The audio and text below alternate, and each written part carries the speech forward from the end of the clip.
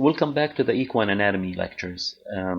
We finished the head and the neck and the thorax, the abdominal cavity, and then the female reproductive organs. Now we will start in the male reproductive organs. As always, I would like to remind you of the email address on this slide.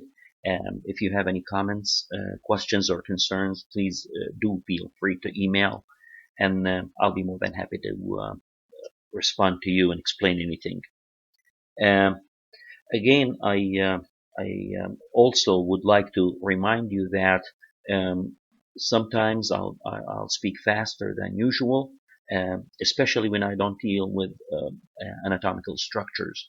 The main focus of these lectures are the anatomy. The clinical aspects is here to basically show you the importance of the topic. The clinics, the detailed clinical information, you will see it in equine medicine and surgery later on. But this course is for anatomy. It's for the first year vet students. So we'll start. As usual, with all of my lectures, first I would like to state the significance of the topic, why it's important to understand the male reproductive organs. Then we'll talk about the different structures, and then we'll talk about the clinical significance of each of those structures. So we'll start with showing a number of clinical cases that's related to the equine male reproductive tract and how they are clinically important for the practicing veterinarian. First of all, we have the case herniation, and then we have the case cryptorchidism, and then the last one is a surgical procedure that we perform frequently in equine, and that is castration. So I'm going to show you a number of cases that demonstrate how important these three cases are, how they are connected to the male reproductive tract, and therefore we have to understand them pretty clearly. Now, herniation, you've seen it before.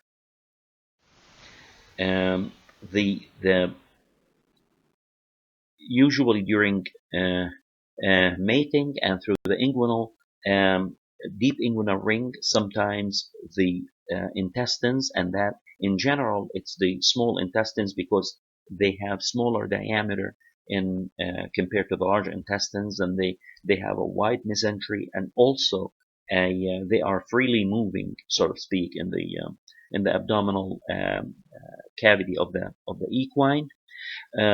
In addition, of course, to the shape of the equine abdominal cavity, which is cylindrical compared to the barrel shape bovine abdominal cavity, gives it more tendency, if you will. That's not completely if you will, documented or convincing hypotheses, the shape of the abdominal cavity, but still some references mention this as being one of the predisposing factors, if you will, to intestinal herniation. And in this case, the small intestine, mainly the jejunum, of course, as we mentioned in the abdominal cavity lectures, small intestines, which is the jejunum, gets entrapped into the inguinal area, causing colic. This is a picture showing you the scrotum and the abdominal wall, and these two rings here represent the deep inguinal canal, the deep inguinal ring, and the superficial inguinal ring, and the space between them, the distance between them, is called the inguinal canal. And I mentioned to you earlier in the abdominal cavity lecture that in general, the deep inguinal ring is toward the abdominal cavity, so you cannot palpate it from the outside, and the superficial inguinal ring is toward the outside, meaning you can palpate it when you palpate the scrotum of the horse. So you put your fingers in toward the abdominal wall right here, and you feel the ring, you feel the opening which is the superficial inguinal ring. Sometimes, as I mentioned in the previous slide, when mating takes place, because of the the different directions in the muscle fibers of the external abdominal oblique, which is caudal and ventral, and the internal abdominal oblique, which is cranial and ventral. When the abdominal wall stretches, these two muscles go in two different directions, making the opening wider. And so the intestine, mainly the jejunum, gets entrapped.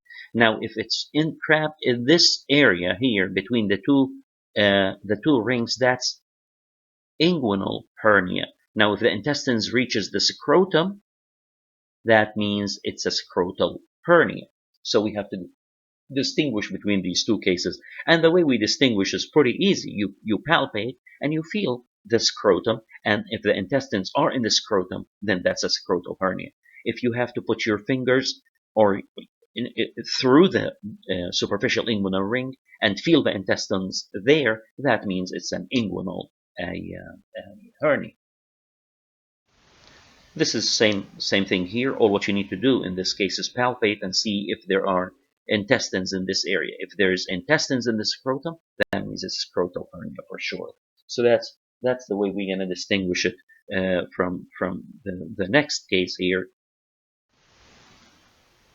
which is an inguinal hernia. You can see that the intestines are going all the way to the abdominal wall and rupturing the inguinal area. So if we put these two pictures together, we can see the difference between them. One is contained within the scrotum, that's the scrotal hernia. The other one is not contained in the scrotum, and that is the inguinal hernia, because it's you see the intestines underneath the abdominal wall, which means that it ruptured the abdominal muscles, the inguinal rings, and it ruptured them, and it came all the way to the underneath the skin. So from these two pictures, or from these two cases, you will see how important the reproductive tract of the male.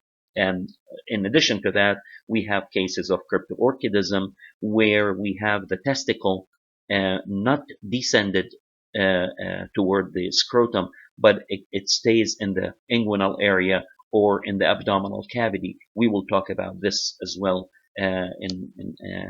later. Also, the procedure castration is an extremely important procedure here that we need to perform well and it shows the importance of the male reproductive organs. So studying the male reproductive tract or the male reproductive organs is extremely important. So what are the structures of the male genital tract? We have the scrotum, of course, and we have the testes. Inside the scrotum, epididymis, spermatic cord, accessory sex glands, then the penis, and then the prepuce. And we will talk about each of them and how important each of them clinically.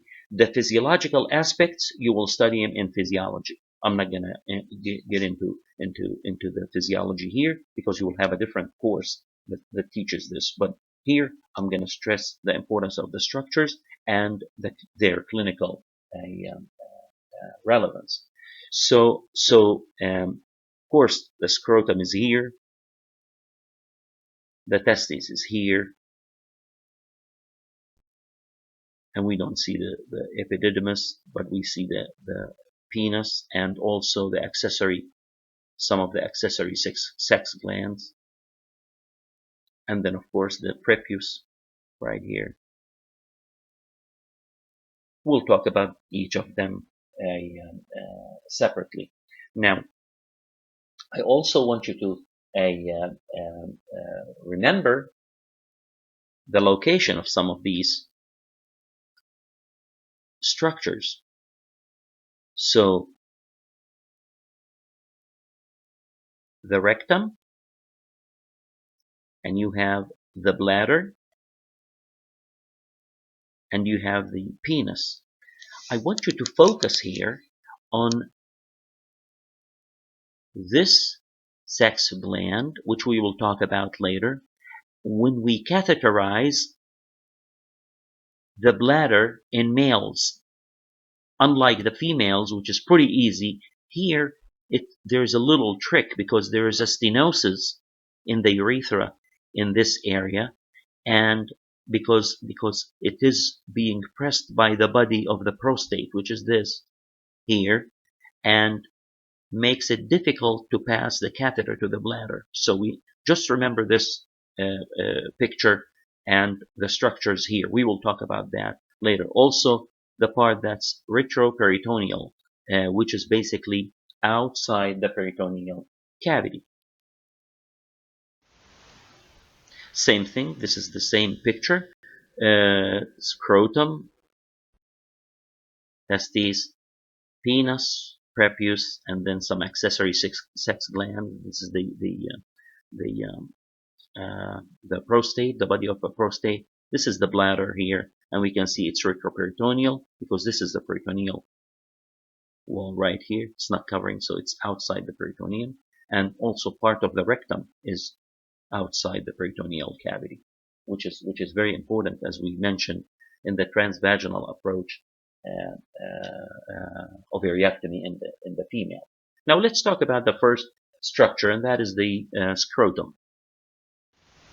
So the scrotum is a sac containing the testes, and it works for thermoregulation, and it has a number of layers. You have the skin, you have the tunica dartos, which are the muscles, the fascia, the tunica vaginalis, which is the peritoneum, and the tunica albuginum, which is the very, very inner layer. Now, I want you to remember two of these layers: the tunica vaginalis, which is the peritoneum, and the muscles, the tunica dartos. We will remember this because they're very important from a clinical standpoint. Now, skin, tunica dartos or muscles, fascia, tunica vaginalis or peritoneum, and tunica albuginea, which basically is directly associated with the tissue of the testes. Again, the function is thermoregulation. So this is a picture of the scrotum that contains the two testicles, left and right, and these two testicles are separated at the midline by a structure that's called the median raphe. The median raphe. Median raphe. Now, these are some of the structures. So this is the actual tissue of the testicle, which is basically covered with the tunica albuginea, and then after that comes the tunica vaginalis, after that the tunica dartos, and then the skin.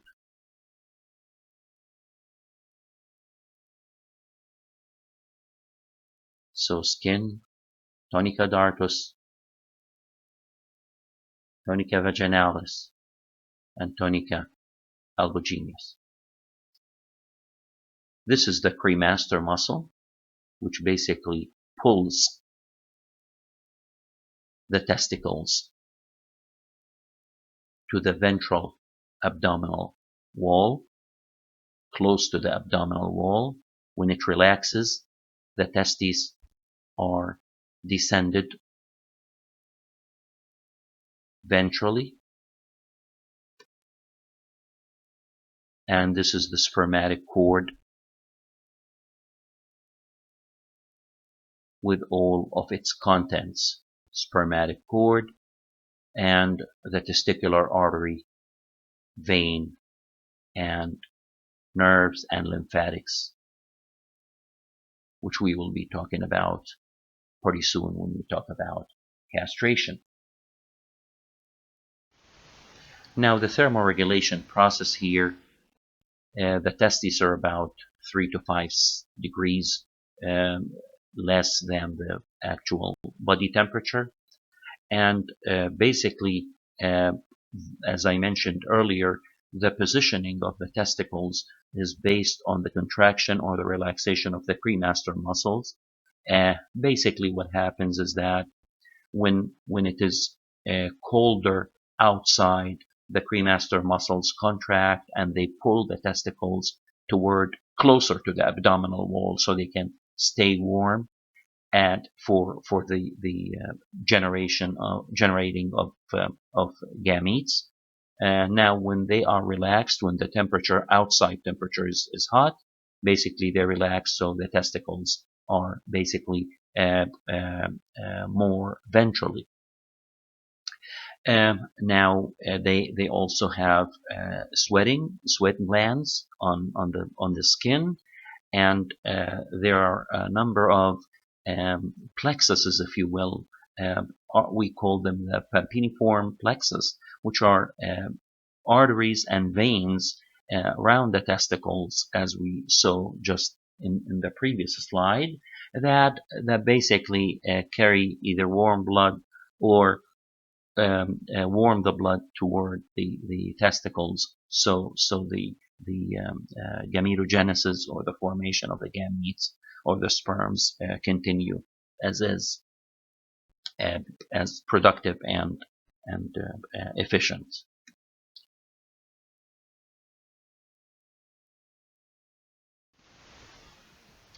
Now the testis does sperm production, and Sertoli cells does the nutrition, and the Leydig cells does secrete the hormones, testosterone, and again we said the thermoregulation. And the most important thing for us is that the testicles descend in the scrotum in the very first few months after the foal is born. After parturition, few months later, the testicles should be found, both of them, in the scrotum. Now, if this did not happen, if you did not feel the two testicles in the scrotum about a couple, 3 months after birth, after the foal is born.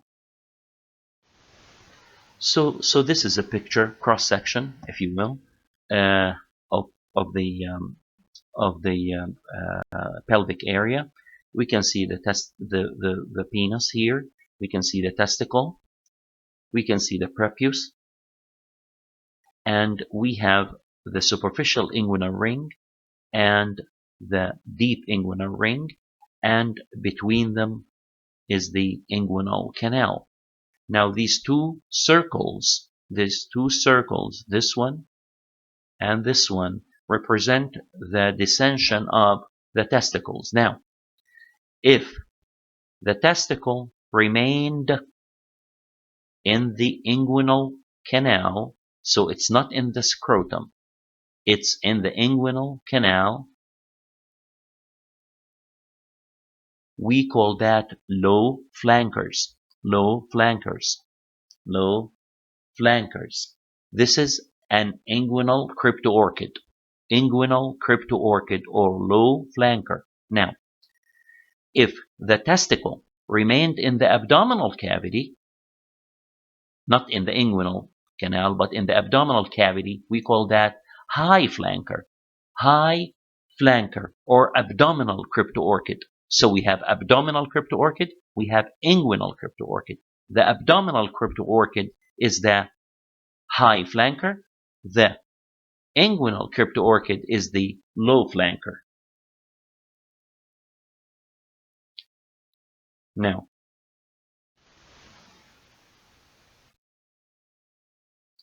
cryptorchidism is a very important issue. It's a legal issue.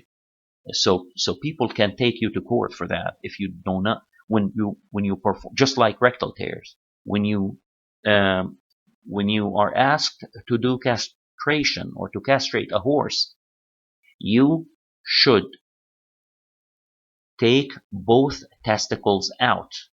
You should feel both testicles before you operate, before you open the scrotum, before you put the animal under anesthesia. You have to feel both testicles clear in the scrotum. You have to feel them, not to pretend that you felt them. You have to feel them. Both of them, two of them. You have two testicles to feel. You need to feel two testicles. Otherwise, if you feel one, you need to inform the owner immediately and tell them, hey, this is something that I felt. I cannot feel the second one, or I could not feel both of them. They can be in the abdomen, and you have to describe. They can be in the abdominal cavity, or they can be in the inguinal canals. We have to open up and see. This cannot be done like under field conditions. Don't take it lightly. This is very important. So you have to be very, very clear in communicating and documenting with the owner about your findings. Then you have to know that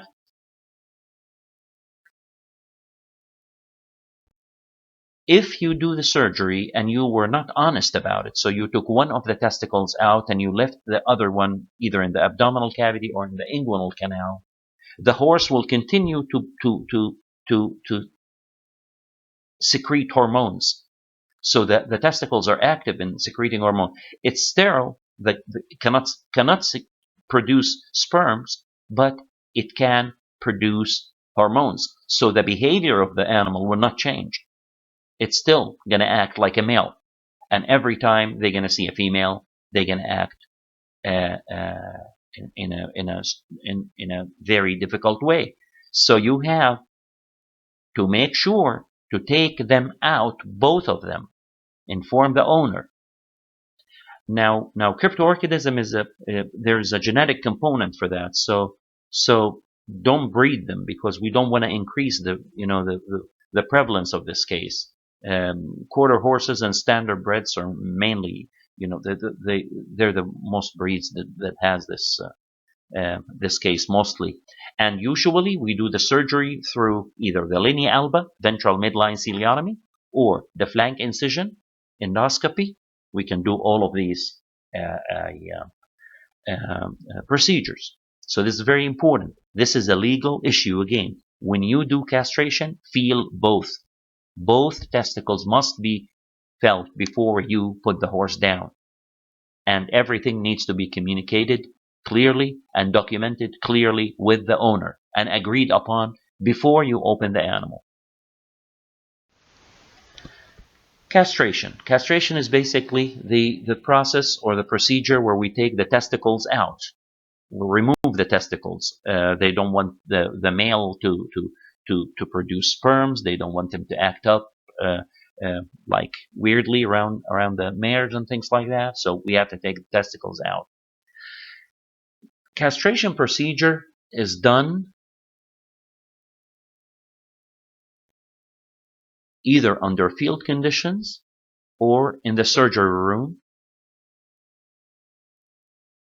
in a lateral recumbency or in a dorsal recumbency. And the incisions, so basically either the horse on its back or on its side. You can do both.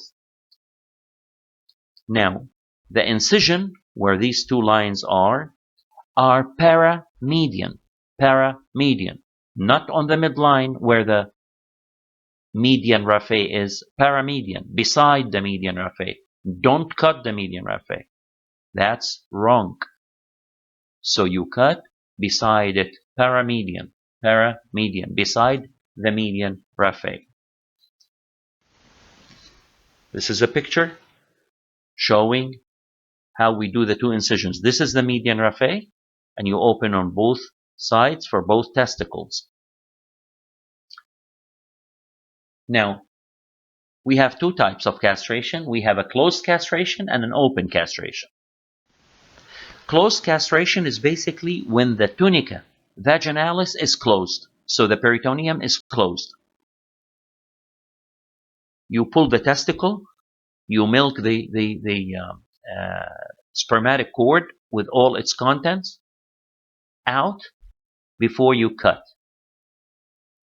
Spermatic cord also contains, outside of it is the cremaster muscle. We can see the cremaster muscle right here, okay? So the seminal vesicles, the testicular artery and vein and lymphatics are all in the spermatic cord. These are the contents of the spermatic cord, along with the cremaster muscle. This is a closed castration when the tunica vaginalis is not open. Now, it's an open castration when we open the tunica vaginalis. You can see here. Tunica vaginalis is open. The testicles is here. Spermatic cord is the whole thing. But again, the peritoneum is open. Peritoneum is open. So after we do that, based on the surgeon's preference, some will prefer closed, some will prefer open. Closed usually it takes a little bit longer, but you know, with the closed peritoneum, clearly decreases the risk for peritonitis and infections. Now, with open, if it's done correctly, also it's quick and it goes pretty well. It doesn't have any complications. You have to do it very carefully, otherwise you end up with either infections or hernia or bleeding from the testicular artery, which can be fatal sometimes if it's not controlled properly. So after you open, you have a eucrasier like this, and we have two types of this. We have some that has a third handle like this, so like this one right here. So you crush with these two handles and you stay there for a couple minutes, and then you cut with this with the third handle. So this basically controls the bleeder better. With these emasculators, you don't have the third arm, so you have to basically wait when you crush for a couple minutes to stop any possible bleeding or anything like that. And the crushing and the cutting side should be toward the testicle. In layman terminology, they use the term nut to nut, basically. So nut to nut, nut of the screw here toward the nut here, nut to nut. That's so you won't confuse it with uh, um, with any other malpositioning of the instrument. So the screw is toward the testicle. That's nut to nut technique. Now after you cut the spermatic cord, of course. We can see here the cremaster muscle on it, and then the content of the spermatic cord are in this tissue right here. So the spermatic cord will contain the ductus deferens, vessels, nerves, lymphatic, testicular arteries, veins, nerves, lymphatics, peritoneum, tunica vaginalis, and the cremaster muscle. These are important structures that we need to memorize. Very important structures that we need to memorize. So the ductus deferens, the testicular artery, vein, nerve, and lymphatics, peritoneum or the tunica vaginalis, and the cremaster muscle. Now, in the female, it's not the same in the inguinal area, basically. So in the male, you have the spermatic cord, genitofemolar nerve, external pudendal artery, lymphatics. In the female, you have just the artery, nerve, and the lymphatic. Of course, there will be no spermatic cord. Now, some complications for castration. We have edema, accumulation of fluid underneath the skin. That's if we don't have enough opening for drainage from the scrotum. If we have a too small of an opening, then fluids start to accumulate underneath the skin. We call that edema. Omental hernia. Sometimes even the intestines can, if the incision is too big, sometimes not just the omentum, the whole intestine can go out, and that is called intestinal hernia. Just like this, we can see that the intestines are basically coming out of the scrotum because the opening is too big, and the surgery was not done carefully. The final complication is basically the testicular artery rupture, or rupture of the testicular artery, which is basically the main big artery that's coming toward the testicles through the spermatic cord. That artery can cause fatal bleeding if it's not properly tested before closure to make sure that there's no bleeding or anything. So for now, we need to stop here, and next time what we will do is we will talk about how we can confirm this testicular artery first, because sometimes you have branches of the testicular artery that we need to understand that they can affect the fertility of the animal. So we need to know how to figure that out, if it's normal, or if we have different branches of the testicular artery, and then we'll continue on the various organs of the male reproductive tract.